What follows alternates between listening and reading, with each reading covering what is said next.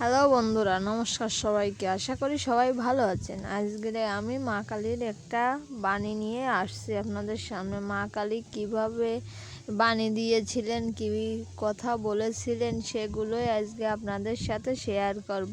আর happy Diwali সবাইকে, দেওয়ালির অনেক অনেক শুভেচ্ছা সবাইকে। সামনেই তো দেওয়ালি, কালকেরে হলো আমাদের সেই 101টা প্রদীপ দেওয়ার দিন। সবাই আর কি দেওয়ালির প্রণাম নেবেন।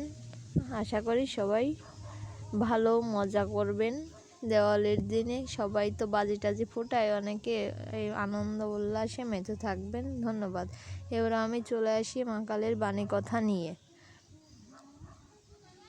মা কালীর বাণী বলতেই হলো তার মন্ত্র, তার ধ্যান মন্ত্র এবং বাণীগুলোকেই বোঝানো হয়, যা তার ভক্তরা উপাসনা এবং প্রার্থনার জন্য ব্যবহার করে। মা কালীর কিছু বিখ্যাত বাণী হলো: 1. তার বীজ মন্ত্র ওং ক্রিং কালিকায় নমঃ। এটা হলো মা দেবী মা কালীর বীজ মন্ত্র। এই মন্ত্র স্মরণ করেই তাকে কিন্তু স্মরণ করা হয়ে থাকে। আমাদের যারা হিন্দু ধর্মে আছে, তারা যারা মা কালীর ভক্ত, তারা কিন্তু এই ওং ক্রিং কালিকায় নমঃ এই মন্ত্রটা বলেই কিন্তু তার পূজা অর্চনা শুরু করে থাকেন। এবারে আমি আসি দক্ষিণা কালিকায় মন্ত্র নিয়ে। দক্ষিণা কালিকায় মন্ত্র হলো ক্রিং ক্রিং ক্রিং হি ক্রিং দক্ষিণা কালিকায় হিরিং হিরিং হিরিং কিরিং কিরিং হং স্বাহা। এই মন্ত্রটাই দক্ষিণা কালিকার ধ্যান মন্ত্র।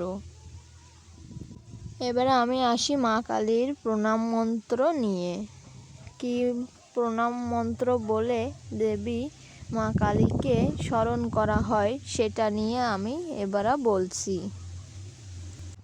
ওং নমঃ শিবায় শান্ত্রায় কারণকৃতায় হে বে নিবেদানিং চাতনাং তং গতি পরমেশ্বরং ওং কালী কালী মহাকালী। এই নামটাই স্মরণ করে তাকে আহ্বান করা হয়। এবারে হলো মা কালীর ধ্যান মন্ত্র। ওং করলবদনং ঘোরং মুক্তকেশিং চতুর্ভুজাং কালিকাং দক্ষিণাং দিব্যাং মুণ্ডমালা বিভূষিতম সদ্য খর্গস্থবমর কারাম্মজাম অভয়ং বরদা দৈব দক্ষিণেধং পারিক্রম। এই ধ্যান মন্ত্রটাই আসলে জপ করা হয়ে থাকে। এখন রামকৃষ্ণ একটি বাণী দিয়েছেন, এই বাণীটাও আমরা স্মরণ করে থাকি। মা কালী পূজা অর্চনা করার জন্য আমরাও এই ধ্যান মন্ত্রটা উচ্চারণ করে থাকি। এবার বলি মা কালী তার পরম ভক্ত শ্রী রামকৃষ্ণ কি বাণী দিয়েছেন। মা কালীর প্রতি ছিল তার গভীর ভক্তি। এই ভক্তি মানুষকেই সামনের দিকে চলার পথ দেখায়, সঠিক পথে মানুষকে পরিচালিত করে। এই পথগুলো বাণী হিসেবেও ব্যবহৃত হয়ে থাকে। সবাই ব্যবহার করে আসছে সঠিক উপদেশ। এই বাণীগুলো আমরাই মেনে চলব, কারণ আমাদের জীবনে সঠিক পথ দেখাতে এই বাণীগুলোই আমাদের সাহায্য করবে মাকে স্মরণ রাখার জন্য। ধন্যবাদ সবাইকে। জয় মা।